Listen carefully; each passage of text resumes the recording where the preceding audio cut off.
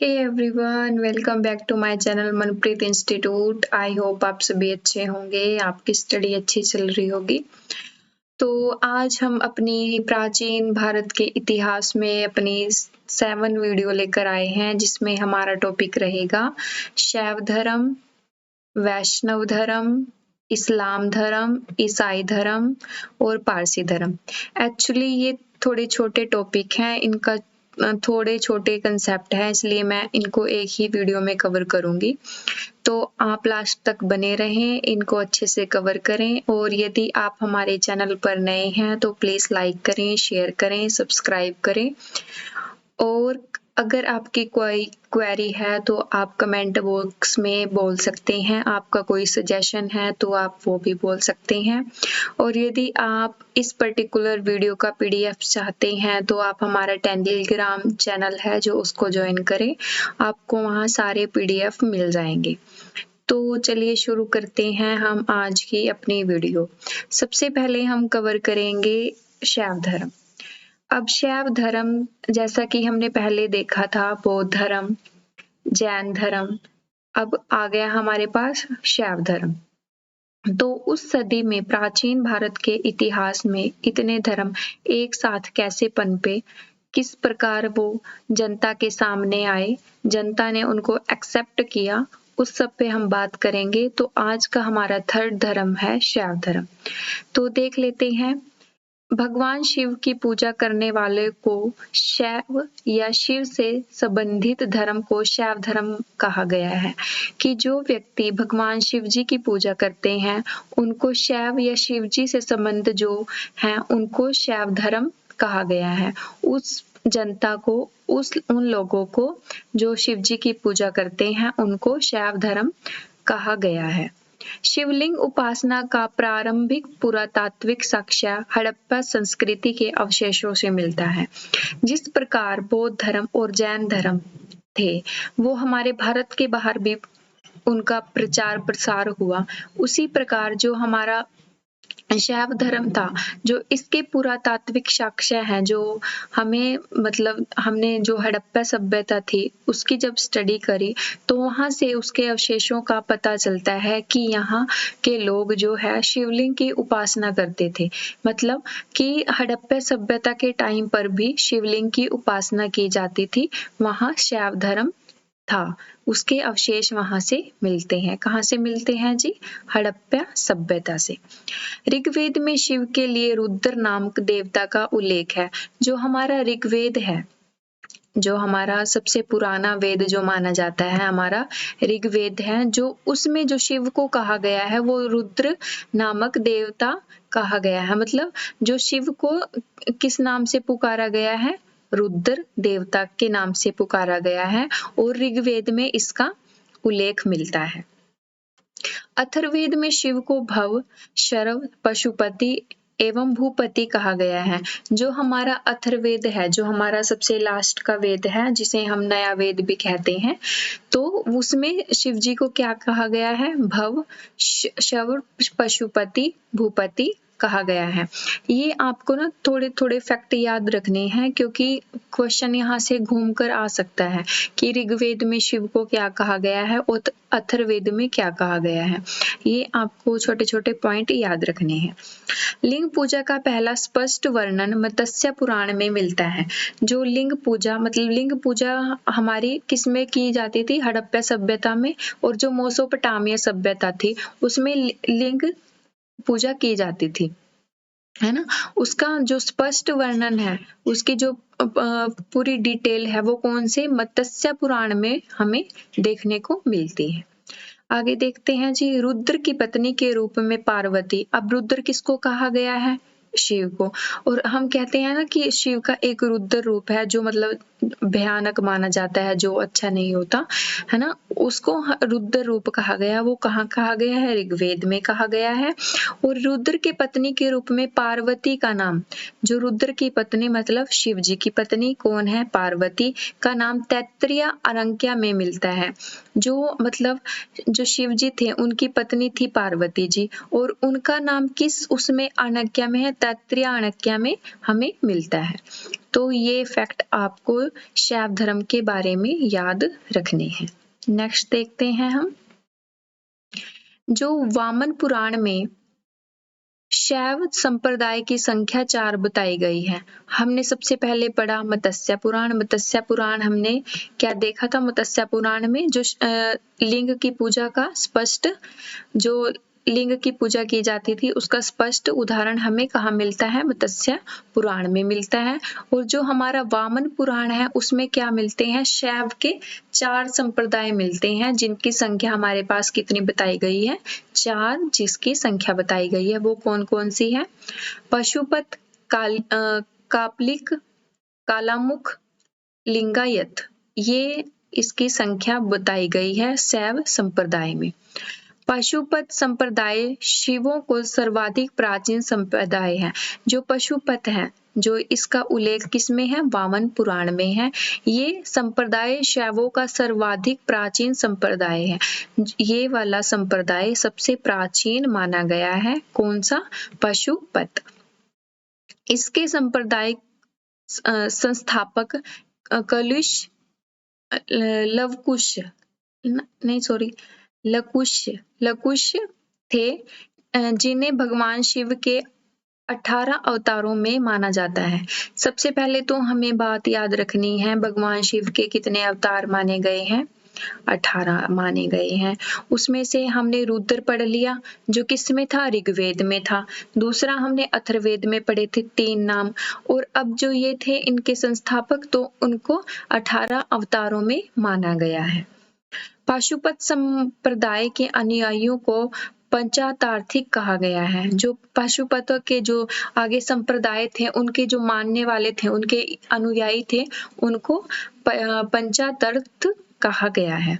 इस मत का प्रमुख सैद्धांतिक ग्रंथ पाशुपत सूत्र है। जो इसका प्रमुख सैद्धांतिक ग्रंथ है, जो इसका फेमस ग्रंथ है, उसको पाशुपत सूत्र है। श्रीकर पंडित एवं विख्यात पाशुपत आचार्य थे। जो इनके पंडित जी थे, जो बिल्कुल व्यक्त माने जाते थे, वो पाशुपत आचार्य थे। कापलिक संप्रदाय के इष्ट देव भैरव थे। अब इनको आगे डिफाइन किया गया है कि इनके संस्थापक कौन थे और ये किस संप्रदाय से थे, आगे डिफाइन किया गया है। इस संप्रदाय का प्रमुख केंद्र श्री शैल नामक स्थान था। जो इनका सारों का जो संप्रदाय थे, इनका प्रमुख केंद्र कहाँ माना जाता था? वो श्री शैल नामक स्थान माना जाता था। कालामुख संप्रदाय के अनुयायियों को शिव पुराण में महाव्रतधर कहा गया है। जो ये कालामुख था ना संप्रदाय, इनके अनुयायियों को, इनके मानने वालों को शिव पुराण में महाव्रतधर कहा गया है। इस संप्रदाय के लोग नर कपाल में ही भोजन, जल तथा सूरापान करते थे। जो इस संप्रदाय के लोग थे, किस संप्रदाय के जी? कालामुख संप्रदाय के लोग थे। नर कपाल में ही भोजन, जल तथा सुपान ग्रहण करते थे। देखिए, ये लुसेंट के फैक्ट हैं और फैक्ट आपको याद करने जरूरी हैं, क्योंकि यहीं से क्वेश्चन आपके घूम फिर कर बन जाते हैं। हम इनको अच्छे से डीपली नहीं पढ़ते, फिर हमारे क्वेश्चन नहीं लगते एग्जाम में, तो इनको थोड़ा अच्छे से पढ़ लेना। तो आगे देखते हैं हम, लिंगायत संप्रदाय दक्षिण में प्रचलित था। मैंने कहा ना, शिव जी को कितने अवतारों में माना गया है? 18 अवतारों में माना गया है। तो 18 अवतारों में माना गया है, तो इनका दक्षिण भारत में दूसरा प्रचलन था और उत्तर भारत में दूसरा। उनको वहां दूसरे नाम से जाना जाता था और दक्षिण भारत में दूसरे नाम से जाना जाता था। तो जो लिंगायत संप्रदाय है दक्षिण में प्रचलित था, इन्हें जंगम भी कहा जाता था। जो इस संप्रदाय को क्या कहा जाता था? लिंगायत संप्रदाय को क्या कहा जाता था? जंगम भी कहा जाता था।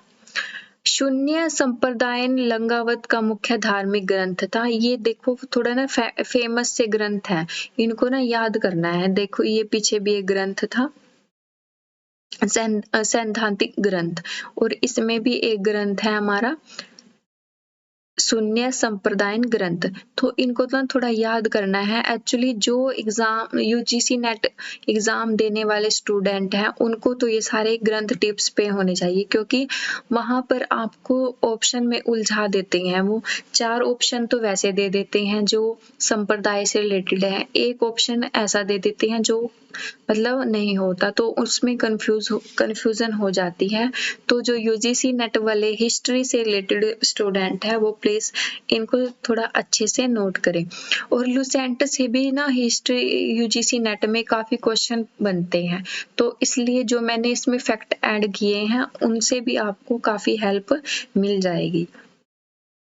अदरवाइज जो वनडे एग्जाम है जैसे आपके हैं उनमें तो ये मोर वैलिड है कंटेंट, उसमें इससे तो बाहर कुछ आएगा ही नहीं, क्योंकि लुसेंट अगर कोई कंप्लीट कर लेता है तो वो उसके लिए मतलब बहुत ज्यादा बेनिफिट होता है। यहाँ से तकरीबन क्वेश्चन जो स्टैटिक जीके के होते हैं वो लुसेंट से बाहर कभी नहीं जाते। लुसेंट में एक्चुअली फैक्ट दे रखे हैं और एग्जाम में फैक्ट ही पूछते हैं। अगर वो फैक्ट हमें याद हो जाते हैं तो कोई भी एग्जाम निकालना मेरे हिसाब से मुश्किल नहीं है। तो आप ये फैक्ट याद कर ले। बसव पुराण में लिंगायत संप्रदाय के प्रवर्तक अलभ प्रभु तथा उनके शिष्य वासन को बताया गया है। देखिए इस लाइन का एक्चुअल में कोई मतलब हमें पता नहीं है, लिंक नहीं बनता, लेकिन फिर भी हमें एग्जाम के लिए ये याद करनी पड़ेगी। 10वीं शताब्दी में मत्स्यानेंद्र नाथ ने नाथ संप्रदाय की स्थापना करी। देखिए पहले 4 संप्रदाय तो ये थे जो हमने पिछले स्लाइड में देखे। ये थे पाशुपत, कापालिक, कालामुख, लिंगायत, और एक संप्रदाय की और ये स्थापना कर देते हैं 10वीं शताब्दी में। पल्लव काल में शैव धर्म का प्रचार प्रसार नायनारों द्वारा किया गया था। जो पल्लव काल था है ना, उसमें जो शैव धर्म का था, जो शिव जी को मानने वाले थे, उसका प्रचार प्रसार किसने किया था? नायनारों द्वारा किया गया था। एलोरा के प्रसिद्ध कैलाश मंदिर का निर्माण, ये मोस्ट इम्पोर्टेंट फैक्ट यहाँ पर हो जाता है। जो एलोरा के प्रसिद्ध कैलाश मंदिर है उसका निर्माण राष्ट्रकूटों ने कराया था। चोल शासक राजा राज प्रथम ने तंजीर में प्रसिद्ध राजराजेश्वर शिव मंदिर का निर्माण कराया था, जिसे बृहस्पति मंदिर के नाम से भी जाना जाता है। मोस्ट इम्पोर्टेंट फैक्ट, और ये हमारा 2019 में यूजीसी नेट हिस्ट्री के एग्जाम में पूछा गया क्वेश्चन है। और अभी रिसेंटली जो सीईटी का एग्जाम हुआ था हरियाणा में, उसमें भी ये पूछा गया था कि जो राजा राज प्रथम थे उसने कौन से मंदिर का निर्माण कराया था। तो ये फैक्ट आपके लिए इम्पोर्टेंट हो जाता है। कुषाण शासक की मुद्राओं पर शिव एवं नंदी का एक साथ अंकन प्राप्त होता है, क्योंकि जो शिव जी का वाहन है वो किसे माना गया है? वो नंदी को माना गया है। तो इनकी जो मुद्राएं थी कुषाण शासकों की, उस पे इनका अंकन मिलता है शिव जी का और उनके वाहन नंदी का। यहाँ तक फैक्ट आपको क्लियर है, तो हम आगे बढ़ते हैं। अब आ गया जी हमारे पास वैष्णव धर्म।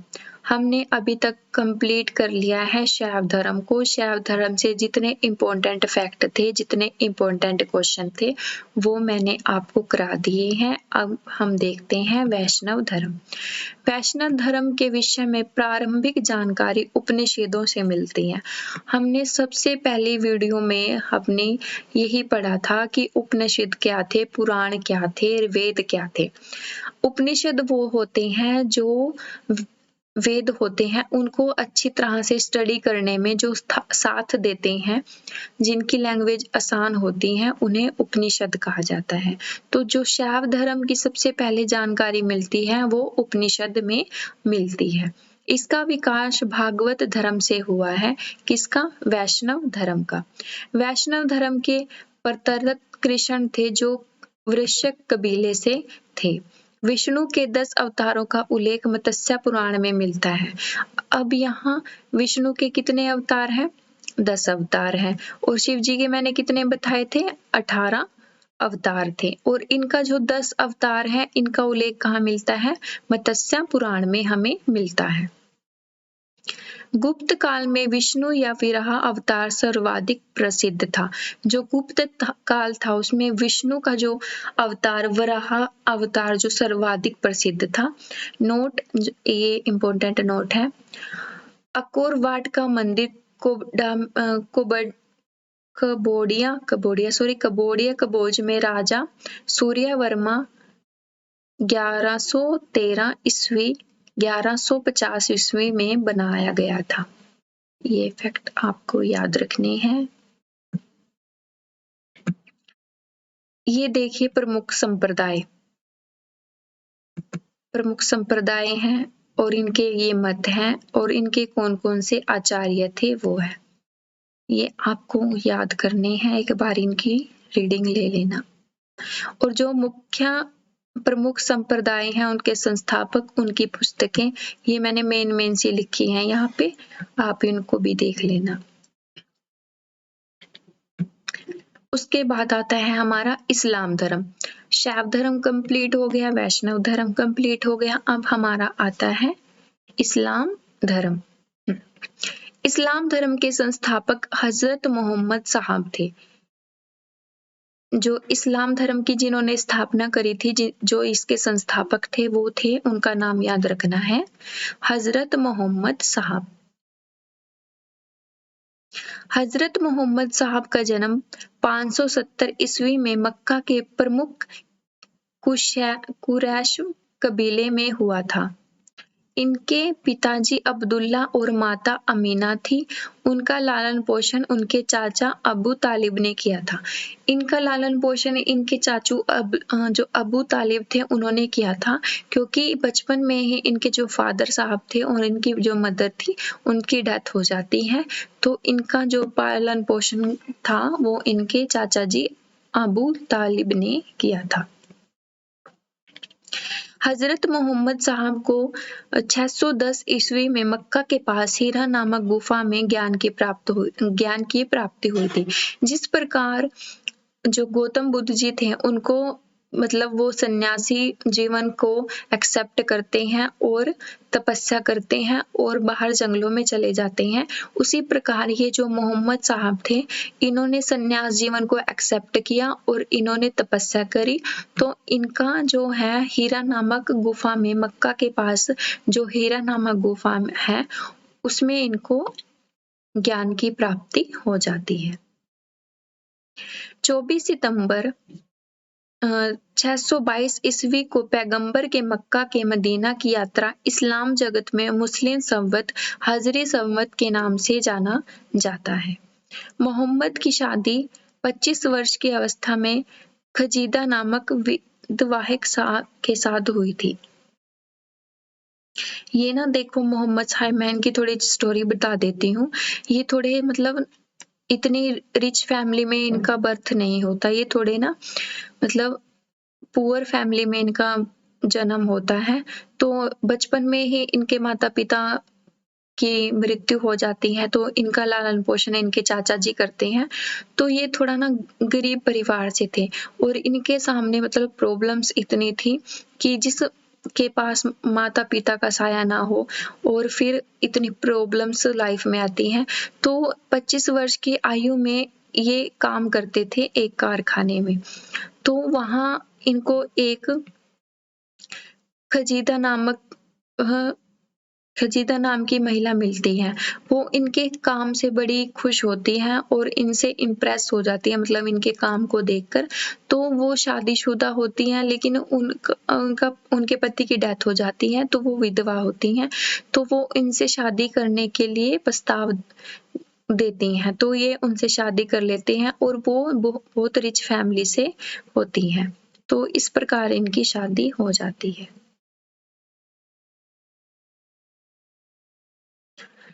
नेक्स्ट देखते हैं हम, मोहम्मद की पुत्री का नाम फातिमा एवं दामाद का नाम अली था। जो इनकी पुत्री थी उनका नाम फातिमा और उनके दामाद का नाम अली था। देवदूत जेबरियलन में पैगंबर मोहम्मद साहब को कुरान अरबी भाषा में संप्रेषित किया गया है। कुरान इस्लाम धर्म का पवित्र ग्रंथ है। जो कुरान है वो इस्लाम का पवित्र ग्रंथ माना जाता है। जरत मोहम्मद साहब की मृत्यु 8 जून 632 को हुई। इन्हें मदीना में दफनाया गया था। इन्हें ज्ञान की प्राप्ति कहाँ होती है? मक्का में होती है और मदीना में इनको दफनाया जाता है। मोहम्मद साहब की मृत्यु के बाद इस्लाम सुन्नी तथा शिया नामक 2 पंथों में विभाजित हो जाता है।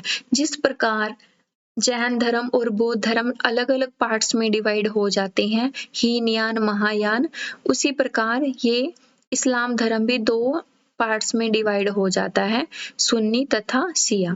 सुन्नी उन्हें कहते हैं जो सुन्ना में विश्वास रखते हैं। सुन्ना पैगंबर मोहम्मद साहब के कथनों तथा कार्यों का विवरण है। सुन्नी वो लोग कहलाते थे जो सुन्ना में विश्वास रखते थे, और जो सुन्ना पैगंबर मोहम्मद साहब के कथनों का कार्यों का विवरण मिलता है, जो उनके रूल रेगुलेशन थे, किस प्रकार वो कार्य करते थे, किस कथन को फॉलो करते थे, किस रूल को फॉलो करते थे, वो सुन्ना पैगंबर में हमें मिल जाते हैं।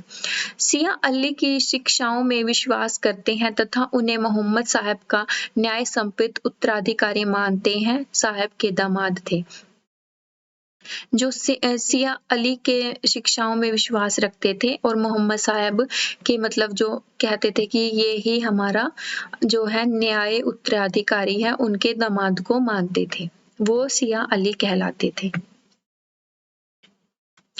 नेक्स्ट देखते हैं हम, पैगंबर मोहम्मद साहब के उत्तराधिकारी खलीफा कहलाए। जो पैगंबर मोहम्मद साहब के जो उत्तराधिकारी थे उनको क्या कहा जाता था? खलीफा कहा जाता था। इस्लाम जगत में खलीफा पद 1924 ईस्वी तक रहा, क्योंकि ये खिलाफत आंदोलन का जो था वो भी इसी से रिलेटेड था, जिसमें गांधी जी ने साथ दिया था। ये 1924 तक रहा। इसे तुर्की शासक मोहम्मद मुस्तफा कलाम पाशा ने समाप्त किया था। जो तुर्की में समाप्त किया था वो इन्होंने किया था खलीफा पद को। इब्न इशाक ने सर्वप्रथम पैगंबर साहब का जीवन चरित्र लिखा था। मोहम्मद साहब पैगंबर ने जन्मदिन पर ईद ए मिजाद उल नबी पर्व मनाया जाता है। जो इनका जन्म दिवस था उसके ऊपर ये एक फेस्टिवल सेलिब्रेट करते हैं, ईद एवं मिजाद उल नबी पर्व। ठीक है जी, आगे देखते हैं हम ईसाई धर्म। ईसाई धर्म के संस्थापक ईसा मसीह हैं। वे प्रमुख ग्रंथ बाइबल है। जो इनकी ईसा मसीह की जो फेमस ग्रंथ है वो क्या है? बाइबल है। और कुरान किसकी है? ईसाई धर्म की नहीं, सॉरी, उसकी इस्लाम धर्म की। ईसा मसीह का जन्म जेरूसलम के निकट बैथलेहम नामक स्थान पर हुआ था। ईसा के जन्म दिवस को क्रिसमस डे के रूप में मनाया जाता है। जब क्रिसमस डे है तो ईसा मसीह के बर्थ के उसमें मनाया जाता है। ईसा मसीह के माता का नाम मेरी और पिता का नाम जोसेफ था। ईसा मसीह के प्रथम 2 शिष्य थे, एड्स ए पीटर। ईसा मसीह को सूली पर रोमन गवर्नर पोटियस ने चढ़ाया था। ईसा मसीह को 33 ईस्वी में सूली पर चढ़ाया गया था। आपने देखा होगा उनका स्टैचू, वो उस पे सूली पे चढ़े रहते हैं, उनको 33 ईस्वी में चढ़ाया गया था। ईसाई धर्म का सबसे पवित्र चिन्ह क्रॉस है। तो ये फैक्ट आपको याद रखने हैं ईसाई धर्म से। देखिए इसमें फैक्ट है और फैक्ट ही आपको याद करने हैं। नेक्स्ट है जी हमारे पास पारसी धर्म। पारसी धर्म के पैगंबर जरथुस्ट्र ईरानी थे। जो इनका रिलेशन था वो ईरानी से था, ईरान से थे। इनकी शिक्षाओं का संकलन जेहदा अविस्ता नामक ग्रंथ में है, जो पारसियों का धार्मिक ग्रंथ माना गया है। इनके मूल शिक्षा का सूत्र है सद्विचार, सद्वचन, सद्कार्य। इनके अनुयायी एक विश्व अरूह को मानते हैं। इस धर्म के अनुयायियों को अग्नि पूजक भी कहा गया है। ये 3-4 फैक्ट पारसी धर्म के बारे में आपको याद रखने हैं। तो देखिए ये थी आज की हमारी वीडियो। आई होप आप सभी को सारे कंसेप्ट क्लियर हो गए हैं। देखिए जितने भी हमारे पास धर्म आए हैं, चाहे वो कोई सा भी धर्म हो, है ना? शैव धर्म हो हमारे पास, वैष्णव धर्म हो, इस्लाम, इस्लाई, पारसी, कोई भी धर्म हो, सब में सिर्फ एक बात कही है कि ईश्वर एक है। और ईश्वर को पाने का रास्ता कौन सा है? ईश्वर अपने अंदर खोजो, है ना?